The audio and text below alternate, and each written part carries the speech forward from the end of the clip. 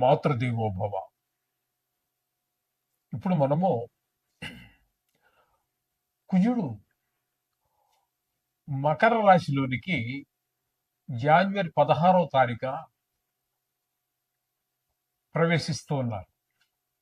ఈ మకర రాశిలో కుజుని యొక్క సంచారము 16వ తారీఖు జనవరి నెల 2026వ తేదీ నుండి 23వ తేదీ ఫిబ్రవరి నెల 2026 వరకు కుజుని యొక్క సంచారం ఇక్కడ మకరంలో సంచారం జరుగుతుంది. దీని వలన ఏ విధమైనటువంటి ఫలితాలు రాబోతున్నాయి ద్వాదశ రాశుల వారికి అనేటటువంటి విషయాలు మనం ఇప్పుడు చర్చించబోతున్నాము. శాస్త్రీయమైన పద్ధతిలో మాత్రమే ఉంటాయి. ఇందులో కల్పితాలు, నా యొక్క భావనలు ఇందులో చొప్పించడం జరగదు. శాస్త్రం ఎంతవరకు చెప్పిందో అంతవరకు చెప్పుకుందాం మనం ఇప్పుడు. అయితే మొదటగా కుజుని యొక్క స్వభావం ఏ విధంగా ఉంటుంది అనేటటువంటి తెలుసుకుందాం. ఆయన దేవసేనాని. దేవసేనాని అన్నప్పుడు సేనాని అనే ఆయన కొంచెం సీరియస్ గానే అందరి మీద ఉంటూ ఉంటాడు. కొంచెం ఆగ్రహంగా, కోపంగా ఉంటూ ఉండాలి. అందరి మీద భుజం మీద చేసి ఫ్రెండ్లీగా ఉన్నట్టయితే నాయకుడు అనేటటువంటి వాడికి అతని కింద ఉన్నటువంటి వాళ్ళు సబార్డినేట్స్ వాళ్ళు ఎవరు కూడా భయపడరు. వాళ్ళు సీరియస్ గానే ఉండాలి, ఎప్పుడు కోపంగానే ఉండాలి, తగినంతే మాట్లాడాలి. అంటే అనవసరమైన కోపం అని కాదు, కోపంగా ఉండాలి అంటే మొహం చూస్తూనే ఒక భయము, భక్తి రెండు ఏర్పడే విధంగా ఉండాలి. ఆ విధమైన లక్షణాలన్నీ కూడా మనకి ఇక్కడ కుజుల్లో కనిపిస్తూ ఉంటాయి. దేవసేనాని కాబట్టి, దుష్ట శిక్షణ చేయాలి కాబట్టి ఆయన కొంచెం కోపం ఉండాలి, అంతే. అది ఆ విధమైనటువంటి పరిస్థితి అంతా కూడా కుజుడితో ఉంటుంది. ఇంకా ఆయన అన్నదమ్ముల విషయాల గురించి కూడా చాలా శ్రద్ధ తీసుకుంటూ ఉంటారు. అంటే ఆయన అన్నదమ్ములని కాదు, ఆయన మన జాతకంలో ఎక్కడున్నారో దాన్ని బట్టి, మన జాతకంలో ఉన్న దాన్ని బట్టి ఆ మనిషికి అన్నదమ్ములతోటి సౌఖ్యంగా, అదే అన్నదమ్ములతో సఖ్యంగా ఉండడం జరుగుతుందా, విరోధంగా ఉండడం జరుగుతుందా అనేది తెలుసుకోవచ్చు. అలాగే భూమికి సంబంధించి, భూమిపుత్రుడు కాబట్టి ఆయన భూమిపుత్రుడు అంటారు కాబట్టి ఆయన అతనికి భూమి అనేటటువంటి ఐశ్వర్యాల్లో అది కూడా ఒకటి. ఆ భూమి, ఇల్లు ఇవన్నీ కూడా ఉంటాయా లేదా అనే విషయాలు కూడా దాని ద్వారా తెలుసుకోవచ్చు. అలాగే యుద్ధం, ఎవరితో మాట్లాడినా చిన్న మాట అవతల మనిషి తప్పుగా మాట్లాడినా వెంటనే కోపం వచ్చేస్తూ ఉంటుంది, యుద్ధానికి సిద్ధపడిపోతూ ఉంటాడు. మామూలు మనుషులతోటే కాదండి, నవగ్రహాల్లో కూడా వేరే, అంటే రవితోటి, గురువుతోటి, ఆయన మిత్రులైన గ్రహాలైనటువంటి చంద్రుడితోటి, ఈ గ్రహాలతో వదిలిపెడితే మిగతా వారితో కూడా గ్రహ యుద్ధం చేస్తూ ఉంటాడు. మామూలుగా మన జాతకంలో మనం బాగాలేదనుకోండి, మనం కూడా ఇంచుమించుగా అదే పరిస్థితి ఉంటూ ఉంటుంది అనమాట. ఈ లక్షణాలన్నీ కూడా ఈ కుజుడి యొక్క ప్రభావాన్ని బట్టి అవతల మనుషుల మీద కూడా ప్రభావం పడుతూ ఉంటుంది. ఈ విధంగా ఉంటుంది. అలాగే శస్త్రములు, ఎంతసేపు గాయాలు అవ్వటం, లేకపోతే గాయం చేయటం, ఇట్లాంటివన్నీ శస్త్రాలకి సంబంధించినటువంటి వాళ్ళు ఇవన్నీ కూడా ఉంటుంటాయి. సహజంగానే వీళ్ళకు ఉన్నటువంటి లక్షణాలను బట్టి మనం చూసుకున్నట్టయితే వీరు ఎక్కువగా మిలిటరీలో ఆఫీసర్స్గా, లేకపోతే సైన్యంగా, అట్లు దాన్ని బట్టి వాళ్ళ యొక్క చదువును బట్టి మొత్తం మీద వీళ్ళు రాణించేటటువంటిది ఎక్కువగా మిలిటరీకి సంబంధించి దేశాన్ని కాపాడటం, ఇట్లాంటి వాటిలోనే వారి యొక్క ప్రతిభ బయటపడుతూ ఉంటుంది. వారు ఎక్కువగా మిలిటరీలో కనుక తీసుకున్నట్టయితే, మనం ప్రయత్నం చేసి అక్కడ వాళ్ళ యొక్క జన్మ డేట్ ఆఫ్ బర్త్ అవి తీసుకున్నట్టయితే మనం పరిశీలిస్తే వాళ్ళే 100కి 90 మంది పైన ఈ కుజుని యొక్క ప్రభావంతో ఉన్న వాళ్ళే ఉంటారు అక్కడ మీకు. ఈ విధమైనటువంటి సత్వం కలిగినటువంటి వాడు ఈ కుజుడు. ఈ కుజుడు మన జాతకంలో చాలా విషయాల్లో, ప్రతి విషయం, సంతానం కలగటం విషయంలోను, పెళ్ళిళ్ళు అవ్వటం విషయంలోను, ఇట్లాంటి మన నిత్య జీవితం మీద, మానవుల యొక్క జీవిత విధానం మీద చాలా వాటిలో, ఉద్యోగం కూడా ఆయన కనుక దశమ స్థానంలో ఉన్నాడు అనుకోండి, చాలా మంచి ఉద్యోగం, చాలా పలుకుబడి కలిగి ఉండటము, భూములు మంచి విపరీతమైనటువంటి ఆస్తులు కలిగి ఉండటం, ఇట్లాంటివన్నీ కూడా ఆయన మంచి మంచి ప్రదేశాల్లో ఉండడాన్ని బట్టి అనేక రకాలైనటువంటి ఫలితాలు ఇస్తూ వస్తూ ఉంటారు ఆయన. ఇది కుజుడు గురించి మనం సంక్షిప్తంగా చెప్పుకునేటటువంటిది. ఇప్పుడు మనం చెప్పుకుంటున్నది ఏంటంటే, ఇక్కడ ఆయన స్వభావం కరెక్టే గాని, ఇక్కడ మనం చెప్పుకోబోయేది గోచార ఫలితాలు.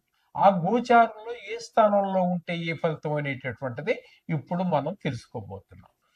వృశ్చిక రాశి వారికి మకర రాశిలో సంచరించేటటువంటి కుజుడు 3వ స్థానం అవుతుంది వృశ్చికం తర్వాత.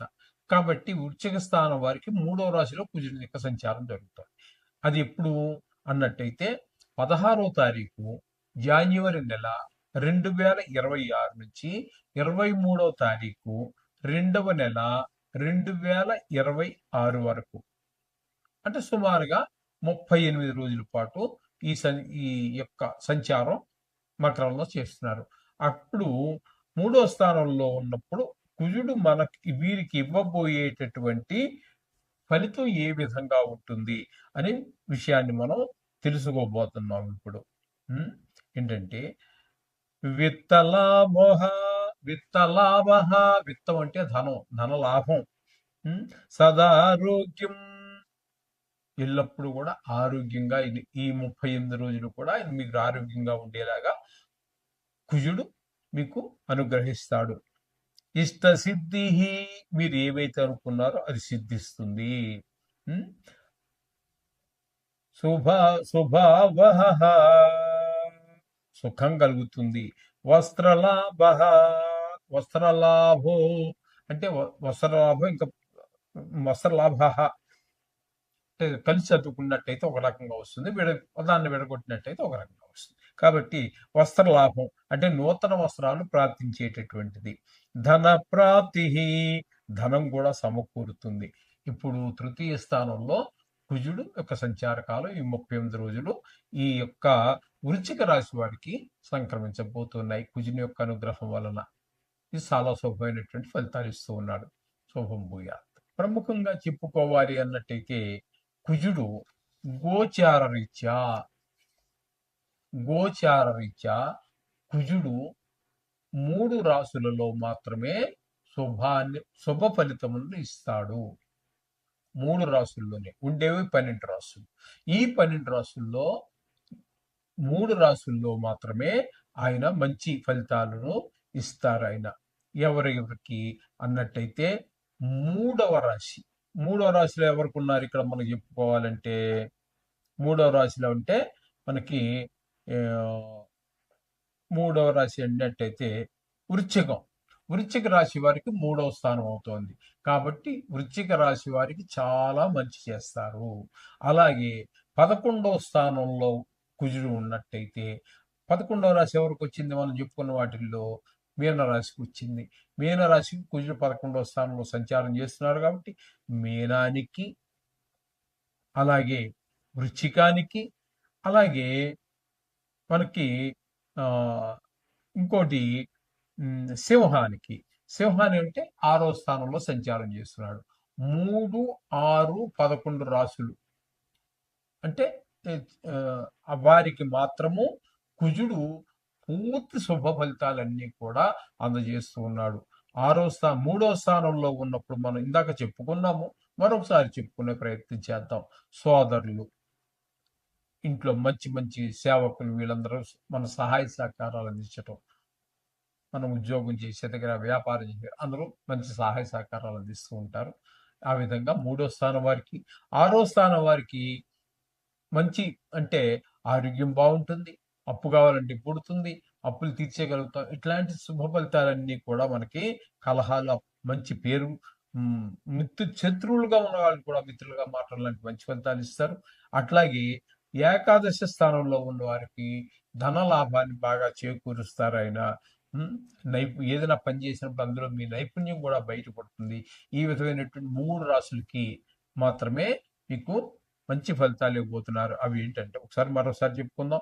సింహరాశి వారికి, అలాగే వృశ్చిక రాశి వారికి, మీనరాశి వారికి 3 రాశులకు మాత్రమే. మిగతా వారన్నిటికీ కూడా ఈయన ఏ విధమైన శుభ ఫలితాలు ఇవ్వజాలరు.